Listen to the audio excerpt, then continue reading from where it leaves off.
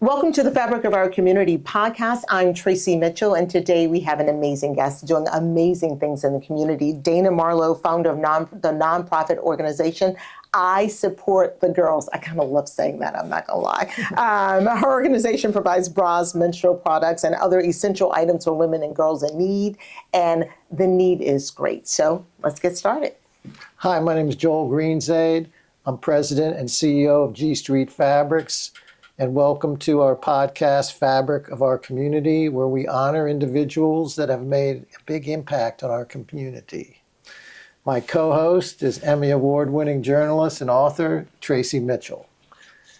So Dana, wow, great to have you here. Thank you guys so much for having me. And we want to just hear the story, where you grew up, just your story, we're energized through that. Sure. and everything you've done for the community. So let's go. I have a fairly privileged and unremarkable story.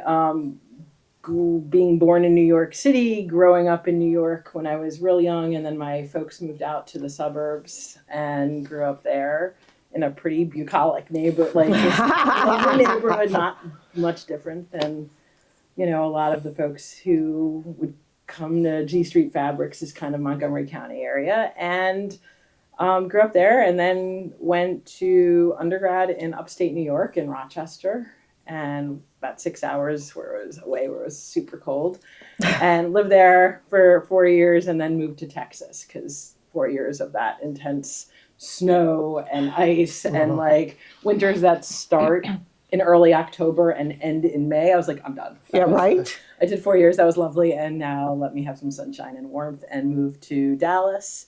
Lived in Dallas. Why Dallas? Just my boyfriend at the time. Okay, that's a good reason. Yeah, no, right? Ahead of me in school, and he had moved there for an engineering job. And so I went down there during some summers and worked. I have a interesting background, and I'm a sign language interpreter by trade, and have a degree in it, and wound up getting some different jobs in the Dallas-Fort Worth area, worked down there, and then moved to Austin, Texas, and went for my grad work at UT Austin, so hook 'em horns. Anybody that's that, but really didn't spend that much time. I was kind of nerdy, I still am, and so spend a lot of time in the library in Austin, and also enjoying lots of live music and tacos. Yeah, I heard Austin, the live music. Live music capital of the world. It was so fun then. I mean, You said you had an unremarkable, was that the word you used? Yeah.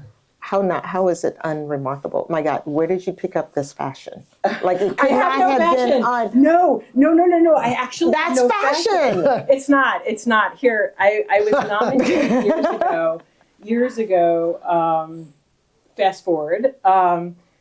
I'm actually like a fashion train wreck, like real hardcore. And I was nominated by my mom, some of my employees, some of my close friends for a show years ago called What Not to Wear. Oh my God, that's hilarious. Right. So if you're not familiar with the show, Yes, I know it's for people who are, if you're not familiar with the show, it's for people who are really, really bad dressers. Like, have no fashion sense. So I know I have hopefully again, if people like this jacket, great. If they don't, it's they don't have to wear it. But so sometimes I have a very more conservative business suit style, and then other times I like to have fun and pop and. Okay, did you go on the show though? You were nominated. I didn't. So they ambushed me on video. I didn't. I've done other TV, not for my lack of fashion though.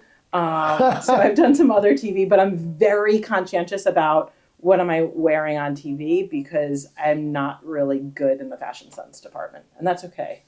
But I have my own. I want to hear though about the TV, but let's go back to Dallas. And how long were you there, and then where was your next move? I wasn't in Dallas a long time. Dallas was a neat experience to live. I worked, established state residency, and then we moved to Austin. And so then we lived in Austin for several years, and I loved Austin. It was more my speed. and went to graduate school in Austin, worked in Austin for a statewide nonprofit called Keep Texas Beautiful that focuses on the environment and cleaning up lakes and rivers. Beautiful. And, wow. Yeah, like an environmental nonprofit. It was great. And cut my teeth in that space, and also kept doing sign language interpreting at the universities and stuff like that. So then moved out here in end of 2002 when that sniper shooting was happening. You came here Yeah. knowingly? You know, I remember that, yeah. Yeah, so that was when I was like, all right, well, that's not great. People aren't really filling up their cars on gas in a comfortable manner, but like, it is what it is. And so... Yeah, that was a scary time. That was awful. I still remember that. But you came back then. I have to ask real quick, though, when you were doing the environmental things in Texas, I mean, I think that's really cool. I mean, were you going to these lakes and... were you getting the outdoors thing, or was it a little office, or what? No, it wasn't. It was the national organization is called Keep America Beautiful, and then they work with all of the different state-run nonprofits that independently operate as their own 501c3. So Keep Texas Beautiful then was overseeing organizations like Keep Dallas Beautiful, Keep Austin Beautiful, Keep Houston Beautiful, etc. Right? And so I was doing a lot of marketing, communications, and events around the state.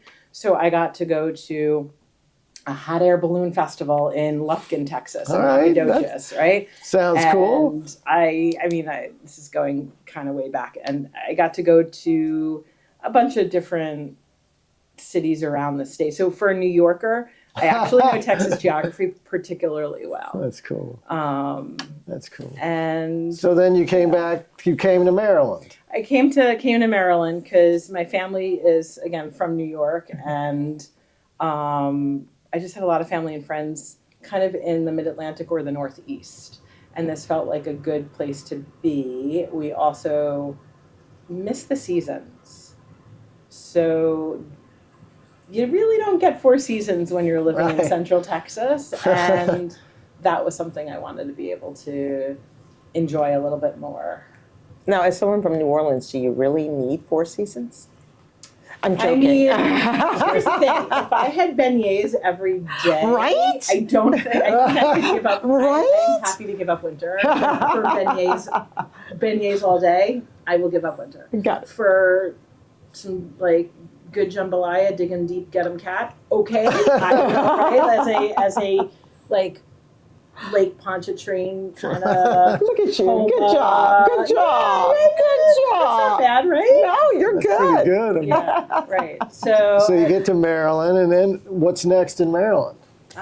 So I moved here, and so I have this background that we haven't gone into, but I have math is not my specialty. So like measure twice, cut once. I feel like that's probably saying that would happen here or in your fabric world, and math is not for me. And so I don't remember exactly how long ago, but I've spent my entire career in the disability field. So dating back to like mid-90s. So like a good let's say almost 30 years in the disability space, specifically making technology accessible for people with disabilities. And so when I got here, I wound up getting a job doing that, mostly as a federal contractor, and which I'm sure a lot of your customers are.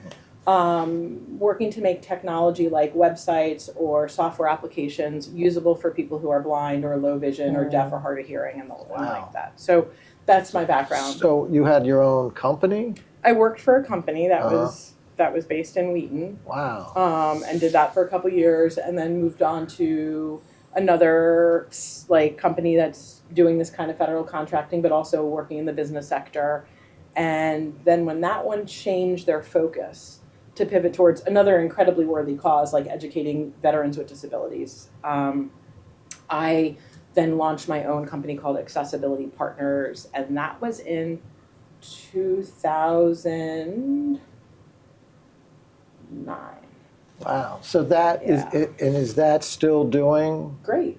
the same types of things? Yeah, so we work with Accessibility Partners, works with large corporations, like really large corporations. Your household names is what I would say that might be selling into the federal government or somewhere in that process, as well as academic institutions, Right. universities that need to have their technology made accessible for their students. And we work with the private sector and the public sector to basically audit technology to assess how usable it is for someone with a disability and what improvements could be made if it's not already That's perfect. amazing. How Wow. did you so early get in that space? You started with sign language. Like, That's what right. was Yeah. the? That's exactly right, Tracy. What was so, the sign language, my aunt, who is awesome, she's a speech pathologist. She's retired now, and lives locally in Columbia, Maryland. And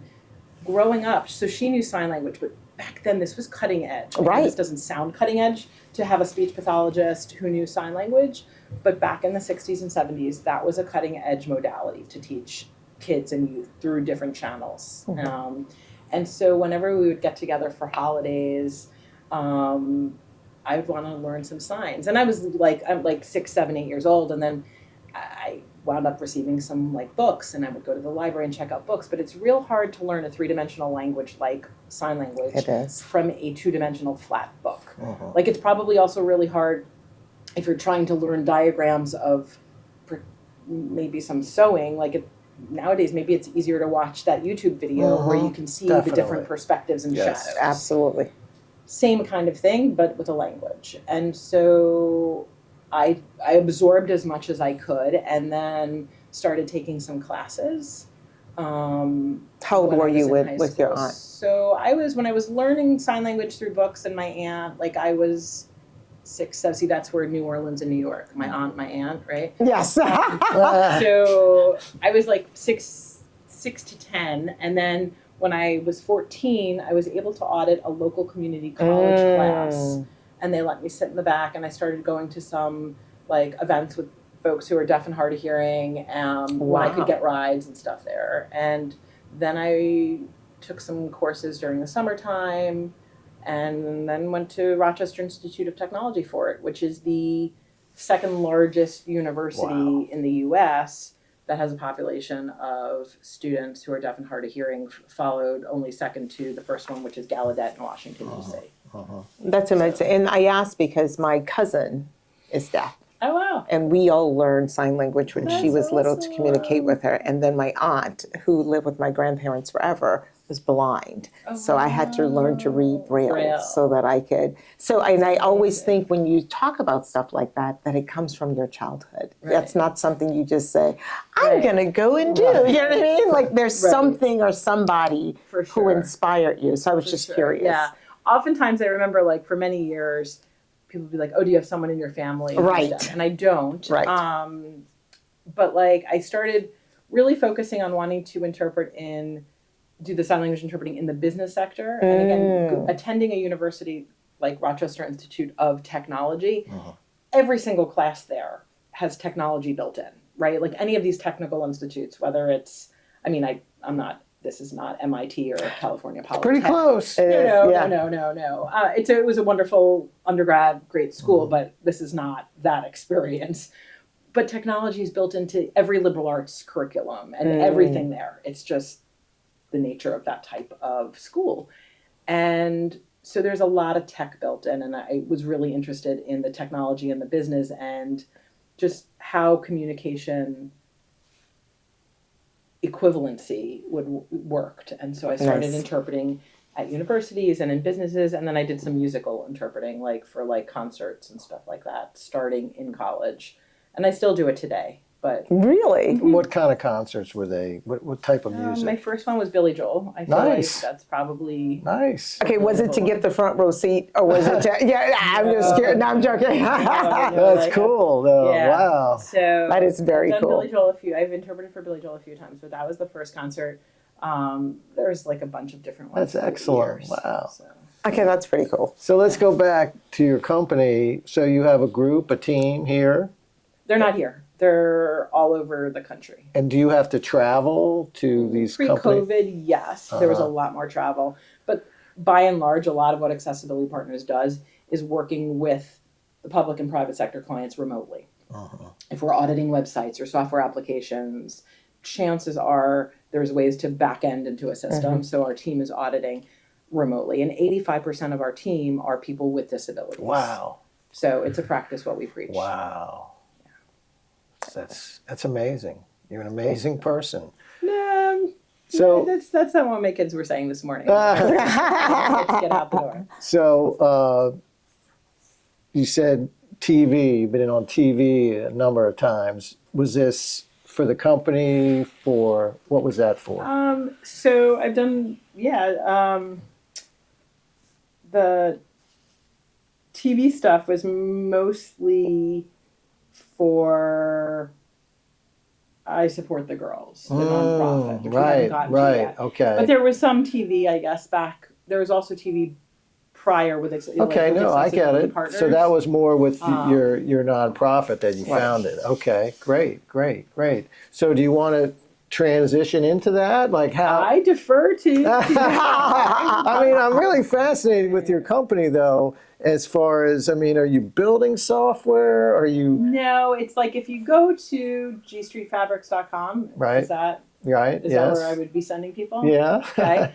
So if you go to gstreetfabrics.com, it would be for the end user with a disability so that they can Wow. Okay. navigate through your website Okay. comfortably. And so it's that kind of experience of what we're doing. That's amazing. Great. Yeah. So then, at some point, you started this nonprofit. This was an accident. I Accident. didn't mean to start the nonprofit. Yeah. So how did that happen? So I have these two amazing children, and when I'm pregnant, I'm not, then they've given birth, and I'm nursing, then again I do it again a second time, and things shift. My body changed shape. Yes. It's also like the combination of working full time plus young children, right? Like infants and nursing and sleep deprivation. I really wasn't focused on my own health as much as I should. I mean, I was drinking my water and trying to sleep, but it's really hard to sleep hard. when someone's waking you up and so I had gained a considerable amount of weight that I hadn't taken off. And finally I was like, listen, I'm knocking on the door of 40, and some close friends were like, listen, you really, work is good, family's good. You need to kind of find that balance on, your own like mind body connection. Like We all do. workout was like so I took over the course of like a year and a half, I started eating better and working out, and I lost weight, which is what they say on the covers of these tabloids. It's like, if you actually do it, it works. And so over the course of like a large chunk of time, like a year and a quarter, year and a half, I lost 35 pounds. Wow. So, but when you lose that weight and you've been pregnant and nursed kids, things that were up here are now down here. Like, I don't know where anything is. Like my like, I don't know what size anything is. You're like, oh gosh, how is it? No, it's important. We want the community to understand what you've done. Wait till we launch into periods in a few seconds. It's so important. And we're going to have many, many women listeners, and they want to hear this. I hope the men do too, yeah. Absolutely. And the men too, yes. Right? They might need it more, right? I think so. I think sometimes the education is on folks who don't have that intimate understanding of what it means to have a period or not have a maxi pad when you need it, or what it means to have a properly fitting bra. So I think the education for everyone is usually particularly useful. So I lost this weight and I needed new clothing because we talked about how I'm a fashion train wreck, but like things didn't lay right. My clothing wasn't laying right. I'm not somebody who's about to follow a pattern and sew myself a dress. So I went to Montgomery Mall and I was getting fitted for new bras over there. And as I was getting fitted, I asked the sales associate, like, what could I do with my perfectly good bras that no longer fit me? And so this woman, her name is Deneen, she's so kind. She's the one that told me, and if you've never, I'm going to look at you, because if you've never had a bra try-on experience, is that a fair statement that you've not had this experience? That's a fair statement, yes. Okay. I'm going to say that you probably have had that experience. Right. So I'm going to talk to you. If you've never had this experience, it's awkward because you're not like at a doctor, like a medical facility where you're like, okay, I know what's going to happen. Like you still know what's going to happen, but you're in like a small dressing room, potentially with a perfectly nice professional stranger who's measuring you around your chest area, because it's not like this was I had lost so much weight and things had shifted. This wasn't like I'm moving from like a large to a small or a large, like it's a specific kind of measuring that we're looking for so that I could have a properly fitting bra. And it's weird, right? And you're like, okay, I don't know you, but I need your expertise to help measure this so that I can get the right product. And so she's the one that said these 4 words. And we're standing there and I'm like half naked. And I said, what could I do with those perfectly good bras that no longer fit me? And she said 4 words. She said, homeless women need bras. Wow. And so from there, the journey began. And that was July of 2015. Wow. So we're knocking on the door, right, of our 10-year anniversary coming up real soon. Yeah. And so from there, I put it out on my Facebook page because again, this is like 9+ years ago, and I put it out, and it totally took off like wildfire. Like everyone's like, "Oh," I'm going to donate my bras, and my friends in Rockville were like, "Well, I'm donating my bras," and they would like put their bras in bags. My kids go to school in Rockville, just down the road. And they were like bra mules, right? Like, the backpacks were like coming in like bigger than them. But it wasn't just, I found a homeless shelter in DC. And I said, well, I have these 16 bras. Do you need them? And they're like, yes. I was like, great.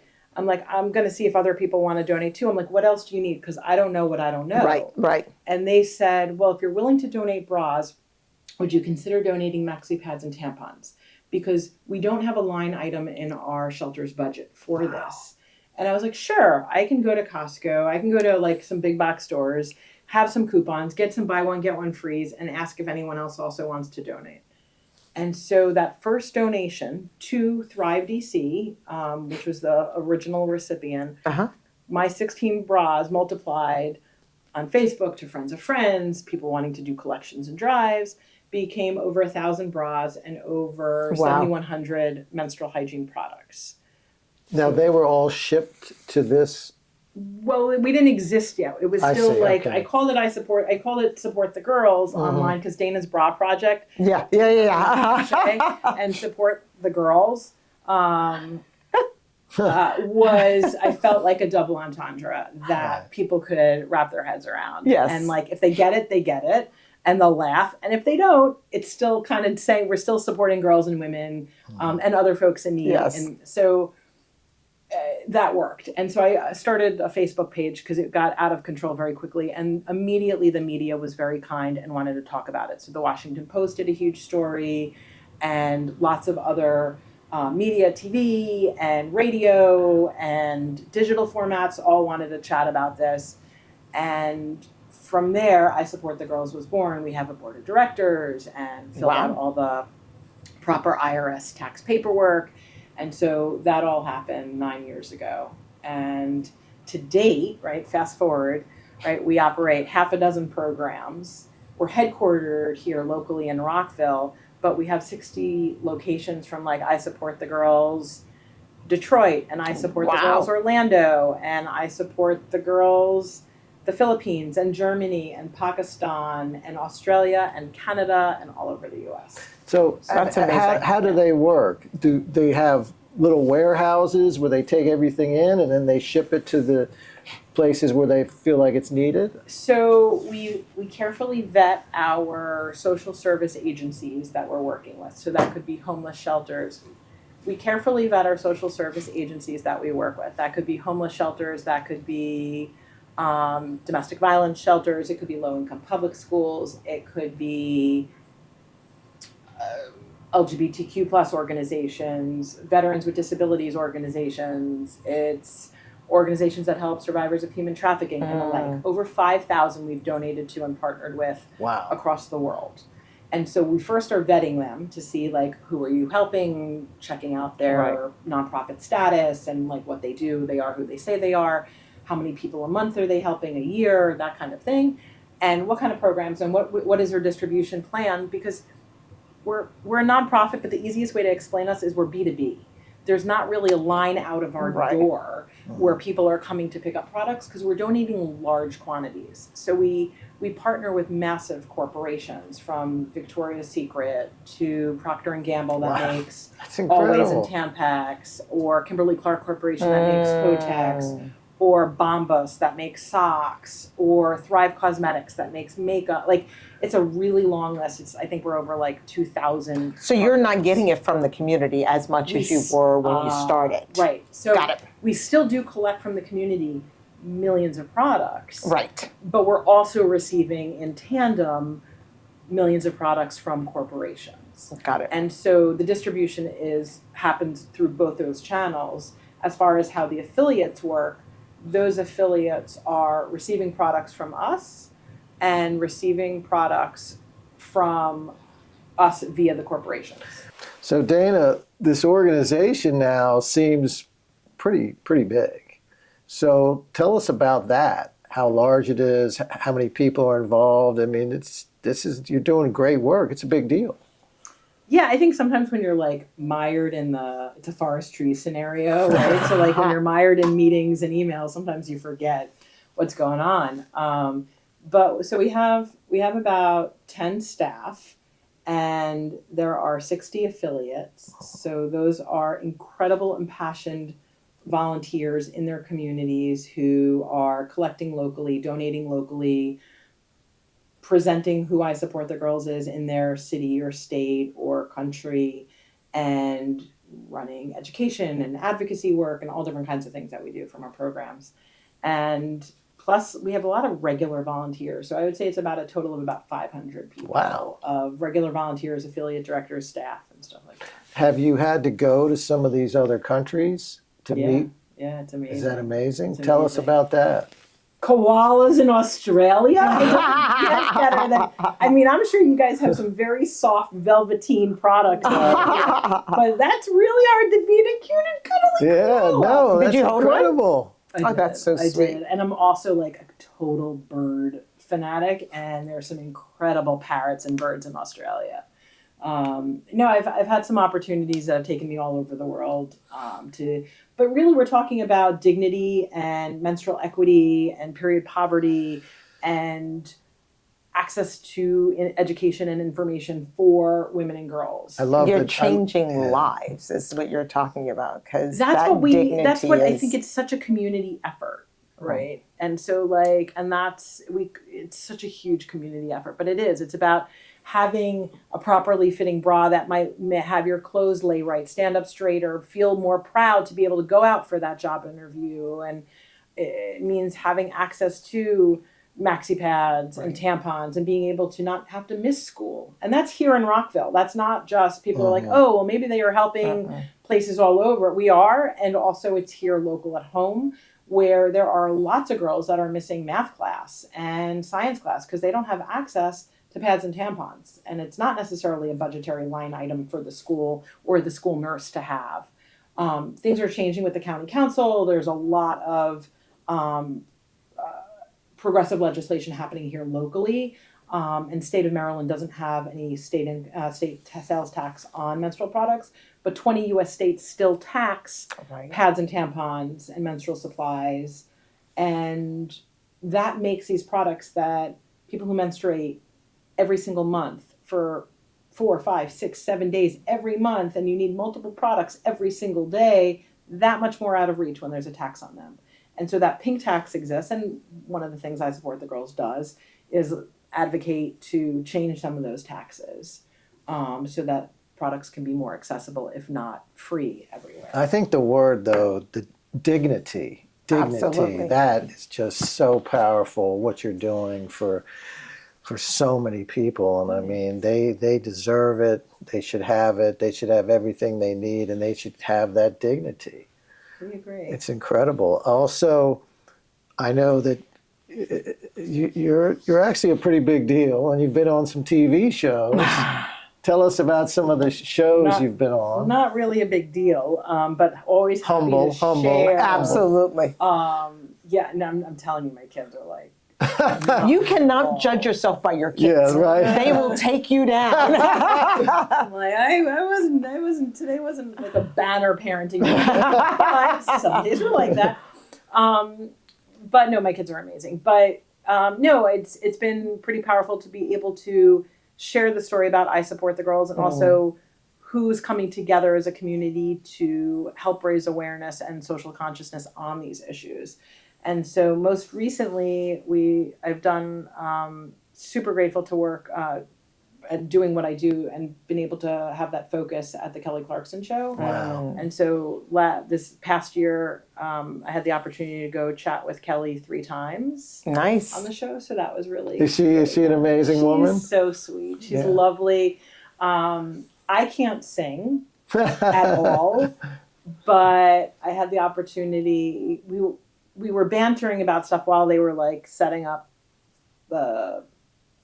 getting ready to set up the interview, and we wound up talking about a movie from the mid '80s, like from a long time ago. And I was like, wait, it has that song in it, and I was like stuck, like I couldn't remember the song from like Linda Ronstadt from like we call it like '85, right? And she's like, oh, and she starts singing, and I start singing. No So now way. Okay, you're singing with Kelly I'd like to review Clarkson. what I just said, which is I can't sing. It doesn't matter. I can't carry a tune. It doesn't matter. Even if it's an acute G Street Fabrics You tote. sang with Kelly Clarkson. You know what I mean? I did. She can carry you. Oh, she did. She sure did. She That- did. Not only that, I think she looked at me with such like, what is this woman? Because people who sing with her like can sing. I'm telling you, I can't carry a tune. And she's like, what is this woman doing? Like, this is weird, right? Because usually people who don't sing are like, let me sing with this Grammy Award winning, singer or songwriter. Anyway, we had a moment. It was a lot of fun. That is not aired. You can't find that, which is good That's for amazing. me. Yeah, probably keeps us in business. And so that was really fun. I did a thing on Amazon Prime Video, did a TV show Nice. called Returning the Favor, and that was with Kelly Rowland. Sure. Wow. So Kelly Rowland was really fun to kind of chat with and highlight what I Support the Girls was doing at that time. I also did a thing with Mike Rowe from Dirty Jobs. Mhm. and Oh, yes. He does lots of other things too. And so I did a thing with Mike Rowe called Returning the Favor. That was a little TV show. There's been a bunch, and then a lot of news, local news, not so local news. I mean, recently I did BBC World News, Nice. but I didn't get to go to like London offices. It was so there's like lots of different kind of Incredible. news. We've got connected with Magnolia Pictures Studios. They created a movie years ago called Support the Girls, and we worked with them on that. So that had me out at South by Southwest for a world premiere and a red carpet that I didn't know what to do on the red carpet. So there's been a lot of those kinds of opportunities that have been pretty remarkable and eye-opening for me. And It's you never incredible. dreamed of it. No, definitely not. Incredible. Well deserved, too, I might say. And It's a community. It's a huge community. It's a teamwork makes the dream work kind of thing, and I stand by that. I'm just so happy you came in. I mean, this Thank you is for having just me. Come chat with you types of guys. things that, I think the community needs to know. And obviously some do, but of course we need more to know. And For sure.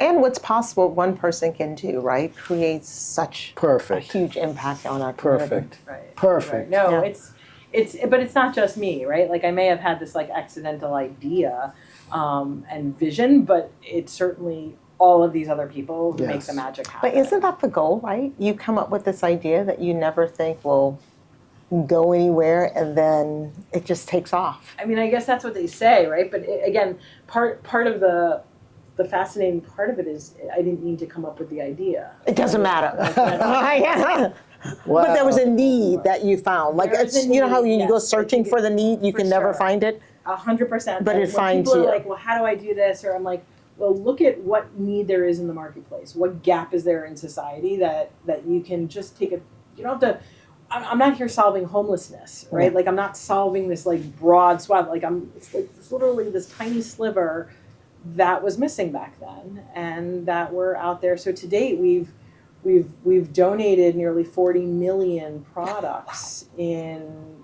in not quite 10 years. Like, so this is going to be a huge July for us as we celebrate our 10-year anniversary. Incredible. And we're planning lots of neat activities and just trying to get out there and support more folks and have greater impact as the years march on.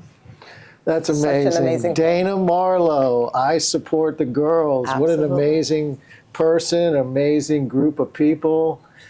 Thanks for coming to Fabric of Thank our you. community. Thank you're you for inspiring having us me. for real. Thank you, thank you, Thank you so much for having me. It was so fun to get to talk to you all. thank you. Thank you, Dana. Sure.